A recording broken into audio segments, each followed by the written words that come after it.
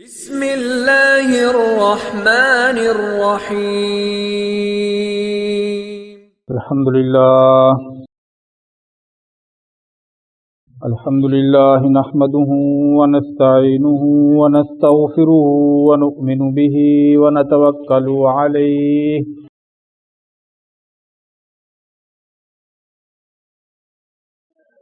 ونعوذ باللہ من شرور انفسنا ومن سیئات اعمالنا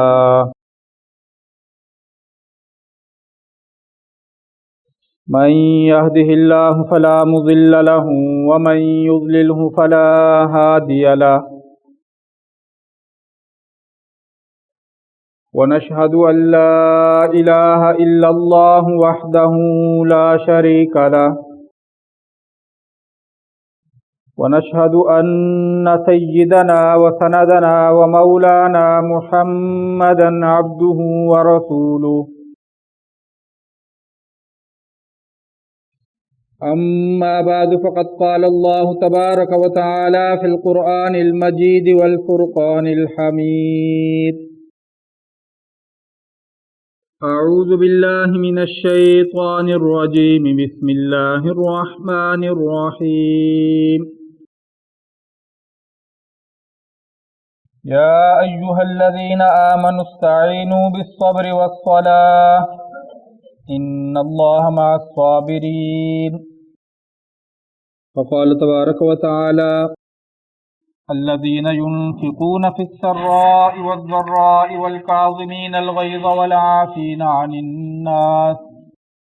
والله يحب المحسنين والذين إذا فعلوا فاحشة أو ظلموا أنفسهم ذكروا الله فاستغفروا لذنوبهم ومن يغفر الذنوب إلا الله ولم يصروا على ما فعلوا وهم يعلمون صدق الله العلي العظيم وبلغنا رسوله النبي الكريم ونحن على ذلك لمن الشاهدين والشاكرين والحمد لله رب العالمين اللهم صل على محمد وعلى آل محمد كما صليت على إبراهيم وعلى آل إبراهيم إنك حميد مجيد اللهم بارك على محمد وعلى آل محمد كما باركت على إبراهيم وعلى آل إبراهيم إنك حميد مجيد میرے معزز و محترم سامعین گرامی قدر، میں نے آپ حضرات کے سامنے قرآن مجید فرقان حمید کے دو مختلف مقامات سے چند آیات کریمہ تلاوت کی ہیں۔ آج کی اس نشست میں انہی مبارک آیات کی روشنی میں چند ضروری گزارشات عرض کروں گا۔ اللہ رب العزت سے دعا ہے کہ صحیح بات بیان کرنے کی توفیق عطا فرمائے اور پھر ہم سب کو سمجھ کر اخلاص کے ساتھ عمل کرنے کی بھی توفیق عطا فرمائے۔ پہلی آیت مبارکہ دوسرے پارے کی ہے۔ ارشاد باری تعالی ہے یا ایھا الذین آمنوا استعینوا بالصبر والصلاۃ، اے ایمان والو، جب تم کسی مشکل معاملے میں پھنس جاؤ، جب تم مشکل حالات سے دوچار ہو جاؤ، استعینوا، تم مدد حاصل کرو، بالصبر، صبر کے ساتھ، والصلاۃ، اور نماز کے ذریعے۔ جب مشکل حالات کا تم شکار ہو جاؤ تو صبر اور نماز کے ذریعے مدد حاصل کرو، ان چیزوں کا سہارا پکڑو۔ ان اللہ مع الصابرین، اور یاد رکھو کہ یقیناً اللہ تعالیٰ صبر کرنے والوں کے ساتھ ہیں۔ دوسری آیت مبارکہ چوتھے پارے کی ہیں۔ ارشاد باری تعالیٰ ہے الذین ينفقون فی السراء والضراء، اللہ تعالیٰ کے نزدیک متقی لوگ وہ ہیں، تقوی والے لوگ وہ ہیں، ينفقون فی السراء والضراء، جو خوشحالی میں بھی اپنا مال اللہ کی راہ میں خرچ کرتے ہیں اور تنگی کی حالت میں بھی اپنا مال اللہ کی راہ میں خرچ کرتے ہیں۔ تو اگر خوشحالی میں ہوں تو اس خوشحالی کی حالت کے مطابق خرچ کرتے ہیں، اور اگر تنگی میں ہوں تو اس تنگی کی استطاعت کے مطابق اللہ کی راہ میں خرچ کرتے ہیں۔ والکاظمین الغیظ،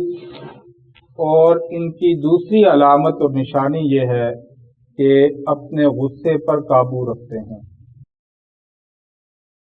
غصے کو ایک حد میں رکھتے ہیں اور غصے کی حالت میں بے قابو نہیں ہوتے۔ والعافین عن الناس، اور تیسری پہچان اور علامت ان متقی لوگوں کی یہ ہے کہ اگر ان کے حق میں کسی نے کوئی زیادتی کر دی ہے تو لوگوں کو درگزر کر دیتے ہیں، معاف کر دیتے ہیں۔ واللہ یحب المحسنین، اللہ تعالی احسان کرنے والے لوگوں کو پسند کرتے ہیں۔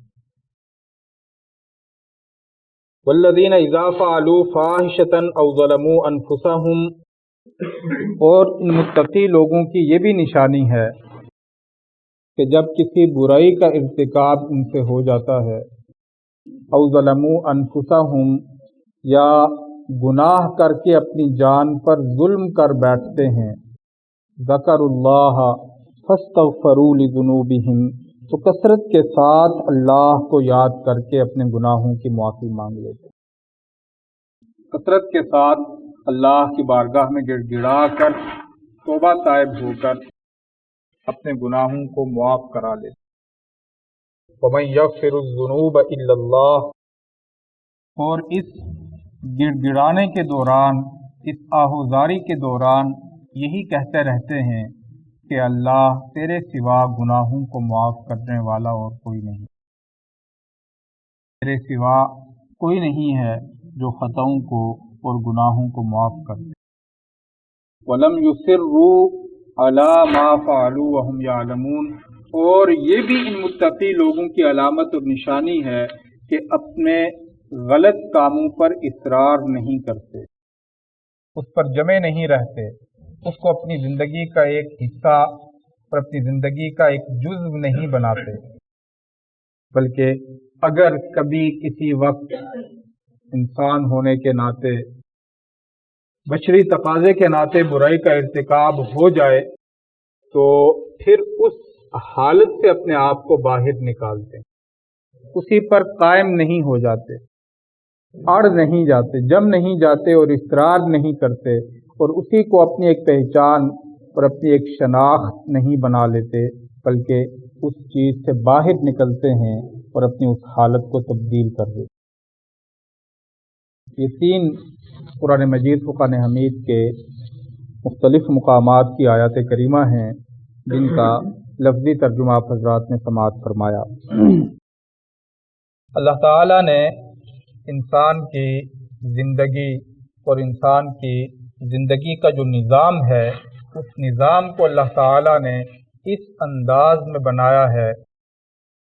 اس زندگی کی نظام کو اللہ نے اس انداز میں بنایا ہے کہ اس میں انسان کے لیے حالات ہمیشہ ایک طرح نہیں رہتے، ہمیشہ یکساں حالات نہیں رہتے، بلکہ اس میں نشیب و فراز آتا ہے، اس میں اونچ نیچ آتی ہے، اس میں حالات دن بدلتے رہتے ہیں،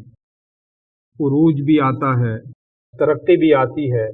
پھر انحطاط اور تنزلی بھی آتی ہے، پرسکون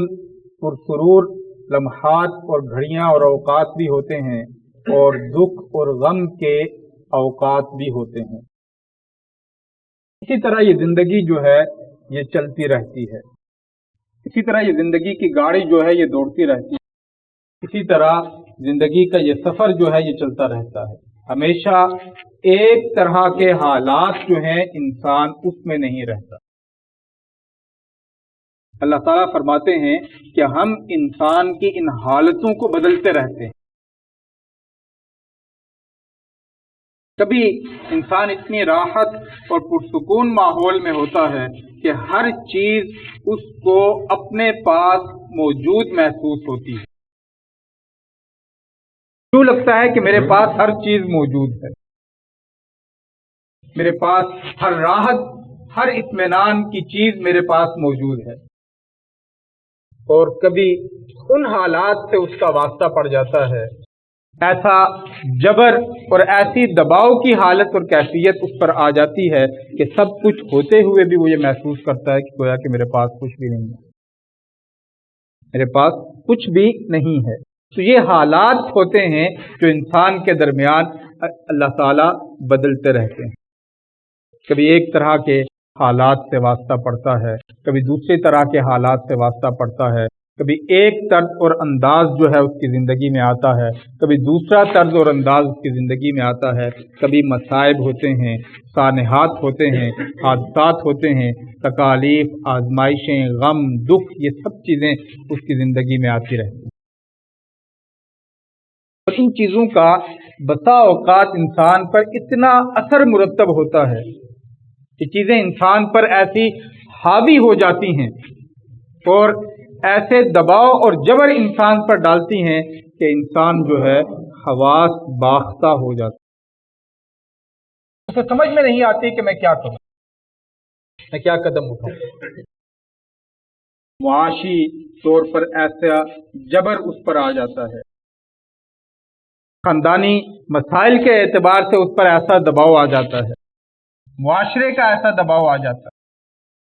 غربت کا ایسا دباؤ آ جاتا ہے، معاشی پریشانی کا ایسا دباؤ آ جاتا ہے کہ وہ سمجھ نہیں، حواس باختہ ہو کر ہاتھوں مارنے لگتا ہے اور اضطراب اور بے چینی کی ایک حالت اور کیفیت میں مبتلا ہو جاتا ہے کہ میں کیا کروں، میرے لیے راستہ کیا ہے، راہ کیا ہے، میں نکلوں کیسے ان حالات. اور بعض اوقات انسان اس سے بھی آگے بڑھتا ہے اور ہر چیز سے دستبرداری اختیار کرنے کے لیے تیار اور آمادہ ہو جاتا ہے. اپنے ایمان، اپنا عقیدہ، خدا نخواستہ اپنا نظریہ، اپنی سوچ، اپنی سب چیزوں کو ترک کرنے کے لیے وہ تیار ہو جاتا ہے اور اس دباؤ سے نکلنے کی قربانی دینے کے لیے ان چیزوں کو قربانی کا بکرا بنا دیتا ہے. حضور اکرم صلی اللہ علیہ وسلم نے فرمایا کہ اللہ سے ہمیشہ امن اور عافیت مانگا کرو، اپنے حق میں ہمیشہ اللہ کی بارگاہ میں یہ دعا کرتے رہا کرو کہ یا اللہ میری زندگی میں امتحان کے وہ حالات پیدا نہ فرما، میری زندگی میں آزمائش اور ابتلا کے وہ حالات پیدا نہ فرما کہ مجھے اپنے دین کا سودا کرنا پڑے، مجھے اپنے ایمان کا سودا کرنا پڑے، مجھے اپنے نظریے اور سوچ کا سودا کرنا پڑے، مجھے اپنے اخلاق کی جو زندگی ہے، جو اخلاقی کردار ہے، اس اخلاقی کردار کا سودا کرنا پڑے. میری جو سنجیدگی ہے، میری جو متانت ہے، میری جو حیثیت ہے، میری جو عزت اور وقار ہے، میری جو حیثیت ہے، اس حیثیت کا کو مجھے قربان کرنا پڑے میری زندگی میں. یا اللہ ایسے آزمائش کے حالات پیدا نہ فرما، بلکہ میری زندگی کے حالات کو پرامن رکھ، پرسکون رکھ، عافیت والے رکھ، اطمینان والے رکھ کہ میں پرسکون انداز میں اپنی ان تمام چیزوں کی حفاظت کر کے اپنی زندگی کی گاڑی چلا سکوں، اپنی زندگی کو چلا سکوں، اپنے ایمان کو بچا کر، اپنے عقیدے کو بچا کر، اپنے نظریے اور سوچ کو بچا کر، اپنے اخلاق کو بچا کر، اپنی عزت اور حیثیت جو ہے اس عزت اور حیثیت کو بچا کر میں اپنی زندگی کا یہ سفر جو ہے اس کو جاری و ساری رکھ سکوں. یا اللہ میری زندگی میں ایسے حالات پیدا نہ کرنا. تو میں یہ کر رہا تھا کہ یہ مشکل حالات، یہ تنگی کے حالات، یہ دباؤ اور جبر والے حالات انسان کی زندگی میں پیدا ہوتے ہیں، اس میں انسان کا اختیار اور بس نہیں ہوتا، اس میں انسان کا اپنا اختیار اور بس نہیں ہوتا کہ اس کو روک سکے. ان چیزوں میں انسان عاجز ہو جاتا ہے اور ایسے انداز میں اللہ یہ چیزیں اس کی زندگی میں داخل کر دیتے ہیں. تقدیر اسی چیز کو کہتے ہیں۔ اور تقدیر ایک حدیث ہے، اس حدیث مبارکہ کا مفہوم یہ ہے، آپ علیہ السلام نے فرمایا کہ اللہ تعالیٰ جب اپنی تقدیر اپنے بندوں پر نافذ کرتے ہیں، جو چیزیں اللہ نے طے کی ہوئی ہوتی ہیں کہ ان چیزوں کا سامنا انسان نے کرنا ہے، وہ تقدیر کی جو چیزیں ہوتی ہیں، جن چیزوں کا سامنا انسان نے کرنا ہوتا ہے، وہ چیزیں جب اللہ انسان کی زندگی میں داخل کرتے ہیں تو انسان کے سے اللہ دیکھنے کی، سمجھنے کی، سننے کی قوت کچھ دیر کے لیے لے لیتے ہیں۔ وہ چیز اس کی زندگی میں داخل ہو جاتی ہے، بعد میں انسان سوچتا ہے کہ یہ چیز میری زندگی میں کیسے آ گئی ہے، حالانکہ میں دیکھ رہا تھا، میں سوچ رہا تھا، میں عقل کو استعمال کر رہا تھا، میں اتنا بڑا دانشور تھا، اتنا بڑا دانش مند تھا، اتنا صاحب بصیرت اور صاحب عقل تھا، تو اس کے باوجود یہ چیزیں میری زندگی میں کیسے آ گئی ہیں، میں ان کو روک کیوں نہیں سکا۔ آپ علیہ السلام نے فرمایا کہ وہ اللہ کی تقدیر ہوتی ہے، جب اللہ وہ چیز زندگی میں داخل کر رہے ہوتے ہیں تو اس وقت انسان کی سمجھنے کی صلاحیت اللہ نے سلب کی ہوتی ہے، دیکھنے کی قوت اللہ نے سلب کی ہوتی ہے، سننے کی قوت اللہ نے سلب کی ہوتی ہے، اور جب وہ چیز آ جاتی ہے اللہ وہ چیز دوبارہ اس کو لوٹا دیتا ہے۔ یہ حالات ہیں جن کا انسان کو زندگی میں سامنا کرنا پڑتا ہے۔ اب یہ اس طرح کے مشکل حالات میں اللہ تعالیٰ کی قرآن یہ آیہ کریمہ جو ہے یہ رہنمائی کرتی ہے۔ فرمایا کہ دو چیزیں، ان کا سہارا اگر تم اپنی زندگی میں پکڑو گے تو ان مشکل حالات میں بھی اپنے آپ کو مطمئن اور پرسکون رکھ سکو گے۔ دو چیزیں اگر تمہاری زندگی میں ہوں گی تو ان مشکل ترین حالات میں بھی تم اپنے آپ کو کسی اضطراب اور بے چینی میں مبتلا نہیں ہونے دو گے، بلکہ اس حالت میں بھی تم اپنے آپ کو مطمئن اور پرسکون رکھو گے۔ میں کہ ان میں سے پہلی چیز جو انسان کی زندگی میں اگر موجود ہو تو وہ صبر ہے، صبر۔ اور دوسری چیز اگر مومن اور ایمان والے کی زندگی میں موجود ہو تو وہ نماز ہے۔ فرمایا کہ یہ دو چیزیں ایسی ہیں کہ ان کے ذریعے انسان اگر ان مشکل حالات میں سہارا پکڑے گا، ان چیزوں کا سہارا پکڑے گا، تو اس کا دل ان مشکل حالات میں بھی مطمئن اور پرسکون رہے گا۔ آپ علیہ السلام نے فرمایا، حدیث مبارکہ ہے، نبی علیہ السلام نے فرمایا کہ جو مومن آدمی ہے، اس مومن آدمی کے لیے ہر طرح کے حالات میں جو بھی رویہ وہ اپنائے گا،